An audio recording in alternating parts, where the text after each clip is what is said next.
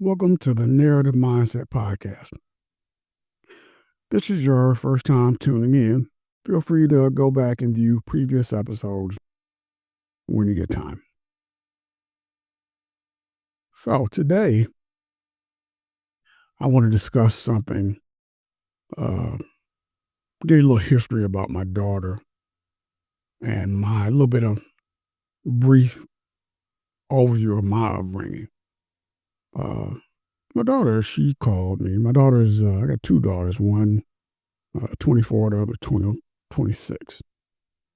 So, she calls me and she asked me for uh, borrow some money. I said, okay, jump right on it. And then she calls me. She says, hey, I'll pay you back, whatever. So it was her birthday was coming up it was about a good maybe a month after that. So not only did she not pay me back the money, which I took pretty serious, uh, she called me and said, hey, Dad, no, hey, just letting you know it's my birthday. So I never answered. Because I'm like, I know, she ain't, you know, just playing in my face like this. So, because I'm kind of fed up with that with people right now. So I thought about it, and when I calmed down, I called her back and I said, hey, you don't know what I was going to do with that money. You don't know if I had bills. You don't know if I gave you my rent money. You don't know, what that money was for. When you say you're going to borrow money from somebody and you say you're going to pay them back, you keep your word and you pay them back. Even though I'm your father, if this had been somebody else, I mean, they would have been really upset. And then she says, well, Dad, I'm sorry. I didn't know you needed it back. And I'm like, you got to be kidding me. I'm not even going to ask you about that because I know you're smarter than that because I raised you, you know. And, the key word is borrow. And my other daughter, she kind of did the same thing somewhat, but it was just a different scenario. Because she called me right before her birthday and said, hey, Dad, can I borrow, can I have some money? You got, a few bucks I can have. I said, okay, this is cool. Your birthday is in 2 weeks. I'll just give you, your early birthday money. So I give it to her. So she calls me back. I give it to her, and then she calls me back about 2 weeks later. Hey, Dad, can I borrow some more money? I'm like, look, I just gave you. I only gave her, it was $150, which a lot of people may say, oh, well, that ain't no money. Well, it's $150 more than you had, $150 less than you had before I gave it to you. So I don't care if it's $2, $3, $5, whatever, a handful of change. It was less than you had before I gave it to you. So, and if, anybody that gives me anything, I don't care how much money it is. I'm grateful for it. That's just the era I come from. So I asked her, I said, hey, I just gave you some money. What is going on here? And then she goes on to say, $150 ain't no money. I said, you know what? I'm done, and then she said something else. And I was kind of through with her because she was on this new age type of thing where she was getting rowdy. And I said, look, if you keep bothering me, I'm going to call the police because you're getting out of hand here. And then she says, well, I don't care if you call the police and all this kind of stuff. And that's more of the new age, fearless generation. And that's like, okay, I'm definitely done with you now because I just don't, I don't do that, so, take some time, grow up, and then you'll reflect on these conversations when you get older because we usually don't mature until we're about 30 But I wanted to reflect on that as far as my childhood is concerned. My mother wouldn't have had it. It just wouldn't happen. I mean, it would have been World War III if I borrowed some money from my mother and didn't pay her back. Now, understand though that I'm not perfect. And yes, I did borrow money from my mother and didn't pay her back.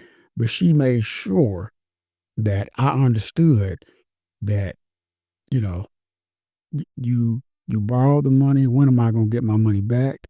Yada yada. Mother didn't really make that much money.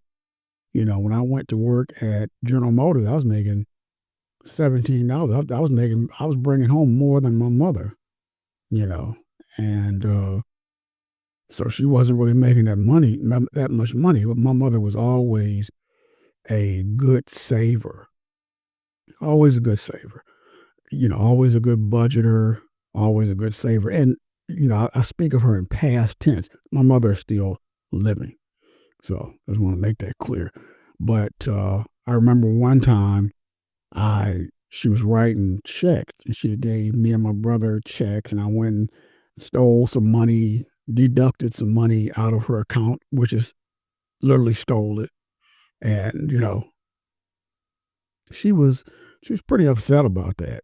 But my point is what my daughters do. I would have never gotten away with that when I was younger in my age. If I'd have told my mother, you know, she tripped when I asked her to borrow $50. So if I'd have said 150 and then turned around 2 weeks and asked her for another 150, oh no, and then had the nerve to tell her $150 ain't no money. Oh, okay. Well, neither is your room and board because you getting the hell up out of here. That would have been that conversation. And then when it got to my dad, that would have been World War II because he would have reinforced what she said. Not only because he was my father, but because my mother is calling him to do something, which he never did anything much anyways. So when my mother called him, it was like, it was like somebody calling Superman, or Lois Lane needed Superman to do something. So that was him. That was his thing. But yeah, it's I guess it's just a difference in generations. Uh, but my younger daughter, she called me again yesterday, and I hadn't checked the message until she sent the message Monday, but I didn't really get the message until yesterday. I just happened to notice it, and she had said that she was having some more issues at her mother's house because I'll give you some more of her backstory. When my daughter turned 18, for some reason, she just snapped into this "I'm grown, you can't tell me nothing" uh, type of mindset. So yes, my daughter got in a fight with her mother. I taught my daughter how to fight when she was little because I used to wrestle with her. I was 200 pounds and she was little and she could keep me off of her. So you can just imagine when she got older, and learn how to handle herself and enhance those moves a little bit more. Now, she's fighting grown folks. So she had fought with her mother and she had called me and told me that she tired of her mother doing this and doing this other stuff and she grown. And I basically had to tell her at that point in time, I said, well, number one, that's not my household. So I'm not going to have a discussion about your mother's household. That's not my house. I don't pay bills there. And I said, second of all, I said, if you're grown, go get your own place. That's what grown folks do. Grown people pay their own bills. Grown people get out there in that storm that we call life, that all of us wish that we hadn't have got out in, and grown folks pay their bills. So if you're so grown, then go out and get your own place. It was real quiet. And, she said, "Oh, okay, I'll calm down." And I called her a little while later. How are you and your mom doing? "Oh, well, we're doing okay." And, this, that, and the other, because I don't play that. I also told her, I said, "You already know if you come live with me, you can feel free to come live with me."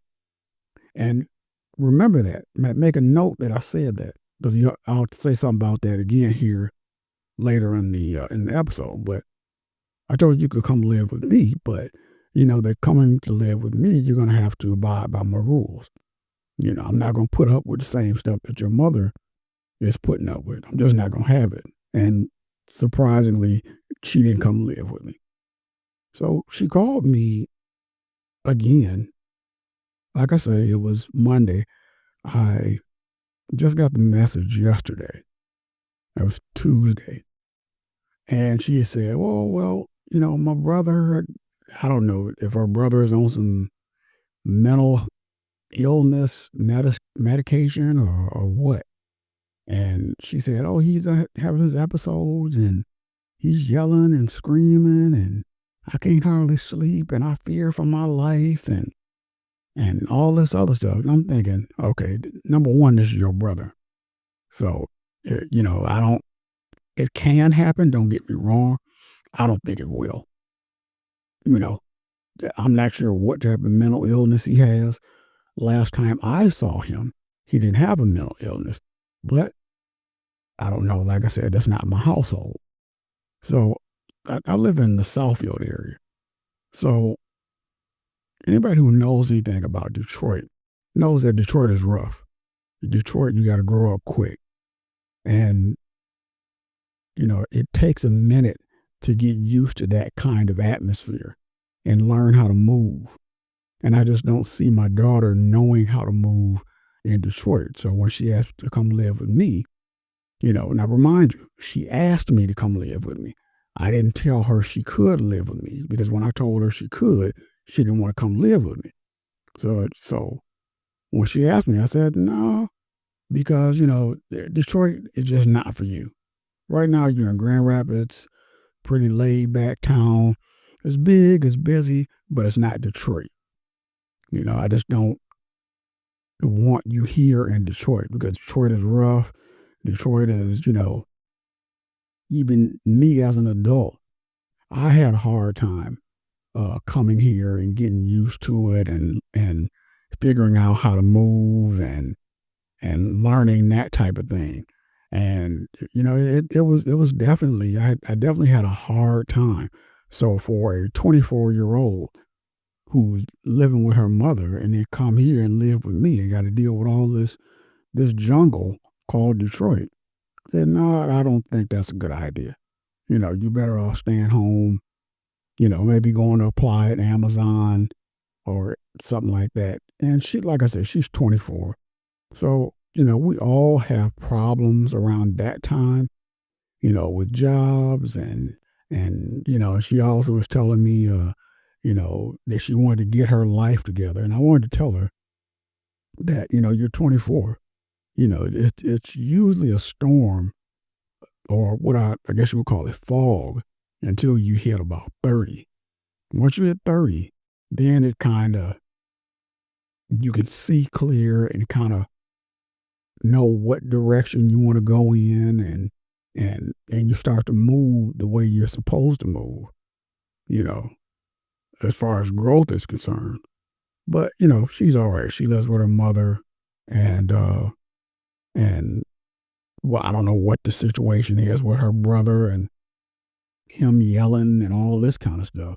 All I know is when I was 24, my mother told me I had to pay rent. And I thought she was the most horrible person in America. I thought I was closer. I thought I needed to go live next door to my friend, not to my enemies. Because I'm like, rent. And she was like, yep. And then told me, hey, you need to pay it all at a time. I don't want pieces of it. I want it all on the first. And I thought she was the most horrible person in the world.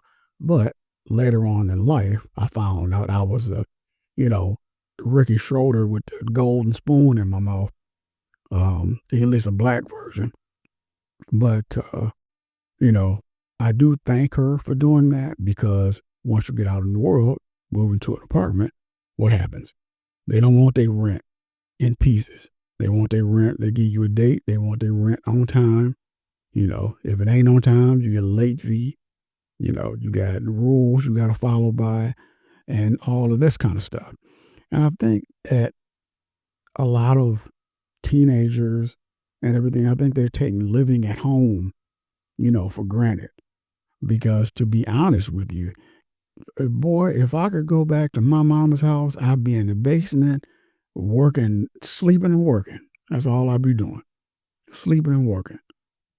I'd sleep and, wouldn't have no friends and be working the minute I stepped outside that house and have a bank account, you know, that I can hang with Jay-Z almost, you know. I mean, if we could, the things that we would do if we could go back and do it all over again. Because, I really hate, like everybody else, I really hate that I wanted to be out and have my privacy so bad. Because privacy is really not even worth it. And privacy is immensely expensive. I mean, immensely expensive. I mean, it's like, holy crap.